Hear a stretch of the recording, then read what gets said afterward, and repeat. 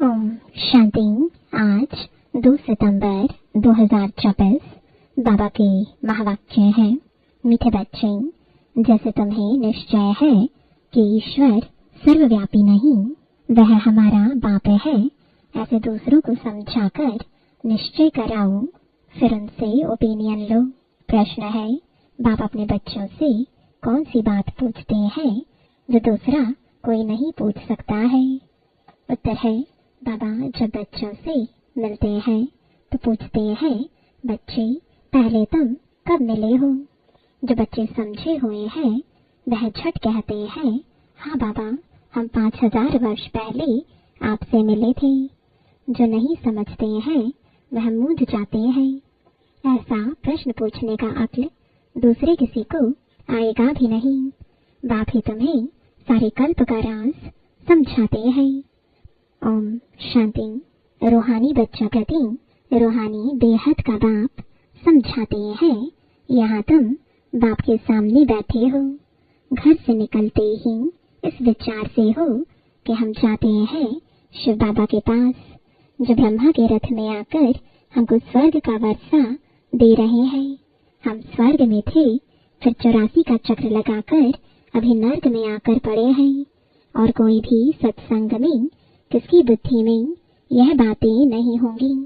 तुम जानते हो, हम शिव बाबा के पास जाते हैं, जो इस रथ में आकर पढ़ाते भी हैं। वो हम आत्माओं को साथ ले जाने आए हैं।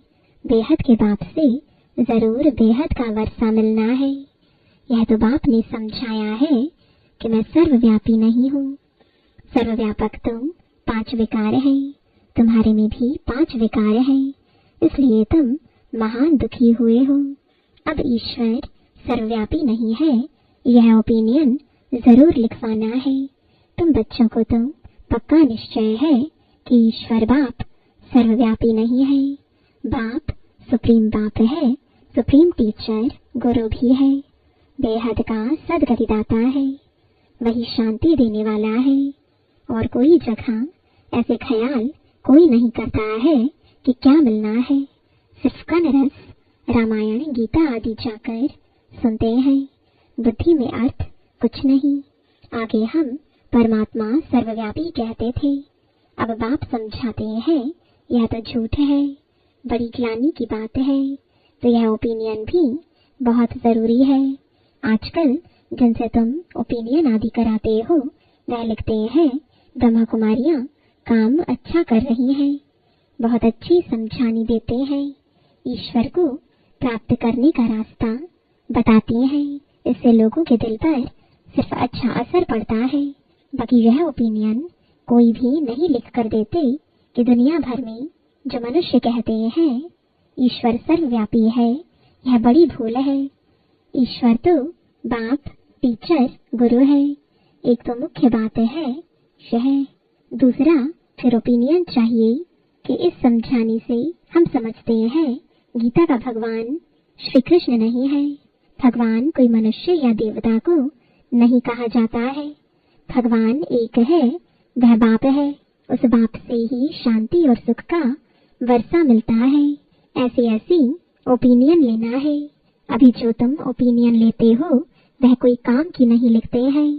हाँ, इतना लिखते हैं कि यहाँ शिक्षा बहुत अच्छी देते हैं। बाकी मुख्य बात जिसमें ही तुम्हारी विजय होनी है वह लिखाओ कि यह ब्रह्मा कुमारियां सत्य कहती है कि ईश्वर सर्वव्यापी नहीं है। वह तो बाप है, वही गीता का भगवान है। बाप आकर भक्ति मार्ग से छुड़ाए ज्ञान देते हैं। यह भी ओपिनियन जरूरी है कि पतित पावनी पानी की गंगा नहीं, परंतु एक बाप है। ऐसी ओपिनियन जब लिखे तब ही तुम्हारी विजय हो। अभी टाइम पड़ा है। अभी तुम्हारी जो सर्विस चलती है, इतना खर्चा होता है, यह तो तुम बच्चे ही एक दो को मदद करते हो। बाहर वालों को तो कुछ पता ही नहीं। तुम ही अपने तन मन धन से खर्चा कर अपने लिए राजधानी स्थापन करते हो। जो करेगा वह पाएगा, जो नहीं करते वह पाएंगे भी नहीं। कल्प कल्प तुम ही करते हो, तुम ही निश्चय बुद्धि होते हो। तुम समझते हो कि बाप बाप भी है, टीचर भी है। गीता का ज्ञान भी यथार्थ रीति सुनाते हैं। भक्ति मार्ग में भल गीता सुनते आए, परंतु राज्य थोड़े ही प्राप्त किया है। ईश्वरीय मत से बदलकर आसुरी मत हो गई। कैरेक्टर बिगड़ते पतित बन पड़े। कुंभ के मेले पर कितने मनुष्य करोड़ों के अंदाज में जाते हैं। जहाँ जहाँ पानी देखते वहाँ जाते हैं। समझते हैं पानी से ही पावन होंगे। अब पानी तो जहाँ तहाँ नदियों से आता रहता है। इनसे कोई पावन बन सकता है क्या? क्या पानी में स्नान करने से हम पतित से पावन बन देवता बन जाएंगे? अभी तुम समझते हो कोई भी पावन बन ना सके। यह है भूल। तो इन 3 बातों पर ओपिनियन लेना चाहिए। अभी सिर्फ कहते हैं संस्था अच्छी है, तो बहुतों के अंदर जो भ्रांतियां भरी हुई हैं कि ब्रह्मा कुमारियों में जादू है, भगाती है, वह ख्यालात दूर हो जाते हैं। क्योंकि आवाज तो बहुत फैला हुआ है ना। विलायत तक यह आवाज गया था कि इनको 16,108 रानियां चाहिए। उनसे 400 मिल गई हैं, क्योंकि उस समय सत्संग में 400 आते थे।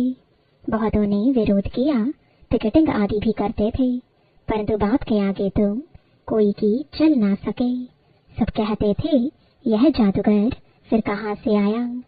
फिर वंडर देखो, बाबा तो कराची में था।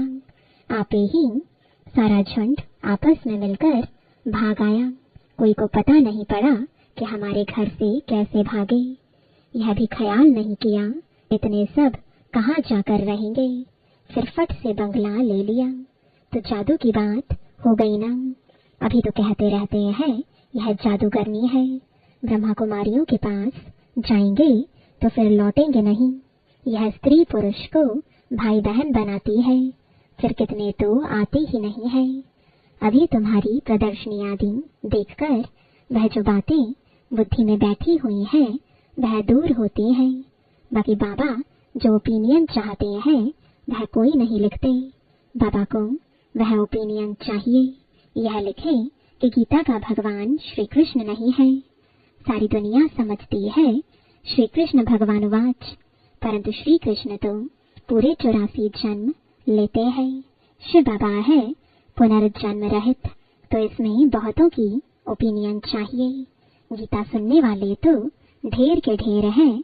फिर देखेंगे यह तो अखबार में भी निकल पड़ा है, गीता का भगवान परमपिता परमात्मा शिव है।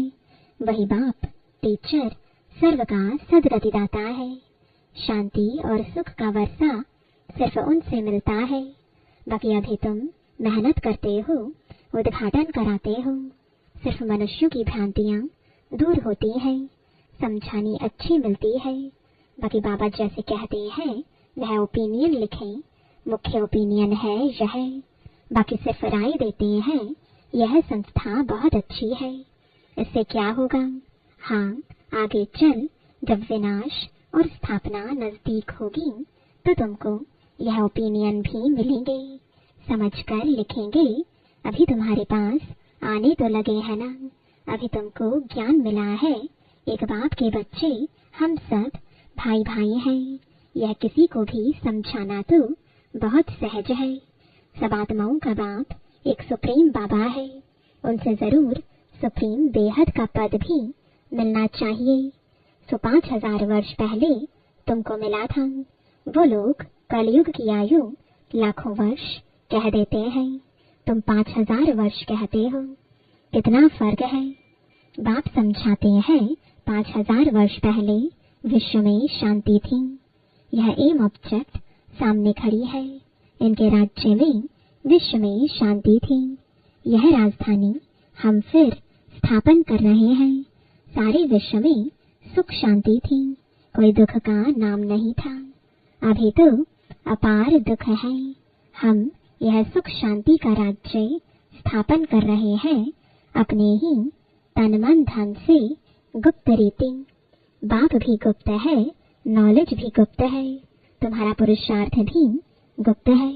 इसलिए बाबा गीत कविताएं आदि भी पसंद नहीं करते हैं। वह है भक्ति मार्ग। यहाँ तो चुप रहना है, शांति से चलते फिरते बाप को याद करना है और सृष्टि चक्र बुद्धि में फिराना है। अभी हमारा यह अंतिम जन्म है पुरानी दुनिया में, फिर हम नई दुनिया में पहला जन्म लेंगे।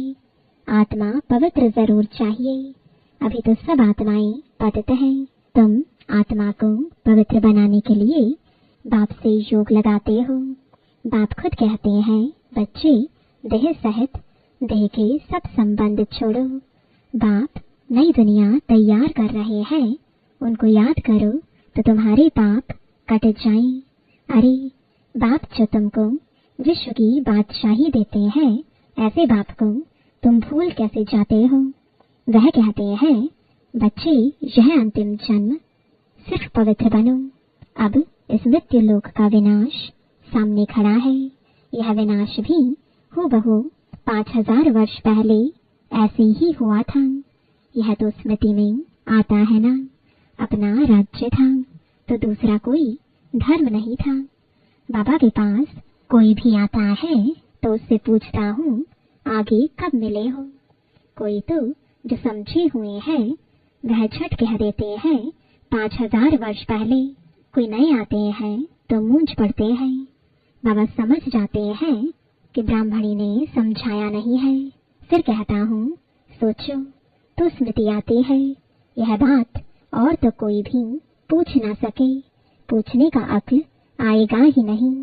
वह क्या जाने इन बातों से। आगे चलकर तुम्हारे पास बहुत आकर सुनेंगे जो इस कुल के होंगे। दुनिया बदलनी तो जरूर है, चक्र का राज तो समझा दिया है।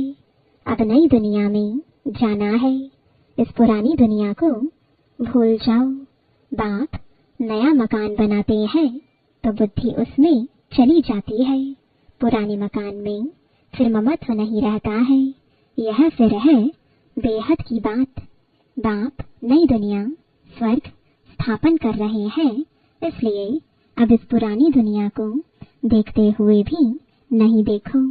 ममत्व नई दुनिया में रहे, इस पुरानी दुनिया से वैराग्य।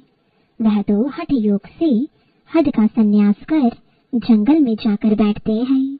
तुम्हारा तो है सारी पुरानी दुनिया से वैराग्य। इसमें तो अथाह दुख है। नई सतयुगी दुनिया में अपार सुख है, तो जरूर उनको याद करेंगे। यहाँ सब दुख देने वाले हैं। माँ बाप आदि सब विकारों में फंसा देंगे। बाप कहते हैं, काम महाशत्रु है, उनको जीतने से ही तुम जगत जीत बनेंगे। यह राजयोग बाप सिखलाते हैं, जिससे हम यह पद पाते हैं। बोलो, हमको स्वप्न में भगवान कहते हैं, पावन बनो तो स्वर्ग की राजाई मिलेगी। तो अब मैं एक जन्म अपवित्र बन अपनी राजाई गवाऊंगी थोड़े ही। इस पवित्रता की बात पर ही झगड़ा चलता है। द्रौपदी ने भी पुकारा है, यह दुशासन हमको नंगन करते हैं। यह भी खेल दिखाते हैं कि द्रौपदी को श्री कृष्ण 21 साड़ियां देते हैं। अब बाप बैठ समझाते हैं, कितनी दुर्गति हो गई है। अपार दुख है ना। सतयुग में अपार सुख था। अब मैं आया हूँ अनेक अधर्म का विनाश और एक सद्धर्म की स्थापना करने। तुमको राज्य भाग्य देकर वानप्रस्थ में चले जाएंगे। आधा कल्प फिर मेरी दरकार ही नहीं पड़ेगी, तुम कभी याद भी नहीं करेंगे। तो बाबा समझाते हैं, तुम्हारे लिए जो सबके मन में उल्टा वाइब्रेशन है वह निकलकर ठीक हो रहा है। बाकी मुख्य बात है, ओपिनियन लिखा लो, ईश्वर सर्वव्यापी नहीं है। उसने तो आकर राजयोग सिखाया है। पतित पावन भी बाप है। पानी की नदियाँ थोड़े ही पावन बना सकेंगी। पानी तो सब जगह होता है। अब बेहद का बाप कहते हैं, अपने को आत्मा समझो। देह सहित देह के सब संबंध छोड़ो। आत्मा ही एक शरीर छोड़ दूसरा लेती है। वह फिर कह देते, आत्मा निर्लेप है। आत्मा सो परमात्मा, यह है भक्ति मार्ग की बातें। बच्चे कहते हैं, बाबा याद कैसे करें। अरे अपने को आत्मा तुम समझते हो ना? आत्मा कितनी छोटी बिंदी है, तो उनका बाप भी इतना छोटा होगा। वह पुनर्जन्म में नहीं आता है। यह बुद्धि में ज्ञान है। बाप याद क्यों नहीं आएगा? चलते फिरते बाप को याद करो। अच्छा, बड़ा रूप ही समझो बाप का, परंतु याद तो एक को करो ना, तो तुम्हारे पाप कट जाए। और तो कोई उपाय है नहीं। जो समझते हैं वह कहते हैं, बाबा आपकी याद से हम पावन बन पावन दुनिया विश्व के मालिक बनते हैं, तो हम क्यों नहीं याद करेंगे? एक दो को भी याद दिलाना है तो पाप कट जाए। अच्छा, मीठे मीठे सिकिलते बच्चों प्रति माता पिता बाप दादा का याद प्यार और गुड मॉर्निंग। रूहानी बाप की रूहानी बच्चों को नमस्ते। रूहानी बच्चों की रूहानी बाप दादा को गुड मॉर्निंग और नमस्ते। धारणा के लिए मुख्य सार है, पहला, जैसे बाप और नॉलेज गुप्त है, ऐसे पुरुषार्थ भी गुप्त करना है।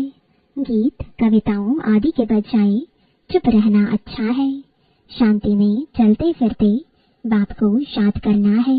दूसरा, पुरानी दुनिया बदल रही है, इसलिए इससे ममत्व निकाल देना है। इसे देखते हुए भी नहीं देखना है। बुद्धि नई दुनिया में लगानी है। वरदान है, ब्राह्मण जन्म की विशेषता को नेचुरल नेचर बनाने वाले सहज पुरुषार्थी भव। ब्राह्मण जन्म भी विशेष, ब्राह्मण धर्म और कर्म भी विशेष अर्थात सर्वश्रेष्ठ है, क्योंकि ब्राह्मण कर्म में फॉलो साकार ब्रह्मा बाप को करते हैं, तो ब्राह्मणों की नेचर ही विशेष नेचर है। साधारण व मायावी नेचर ब्राह्मणों की नेचर नहीं। सिर्फ यही स्मृति स्वरूप में रहे कि मैं विशेष आत्मा हूँ।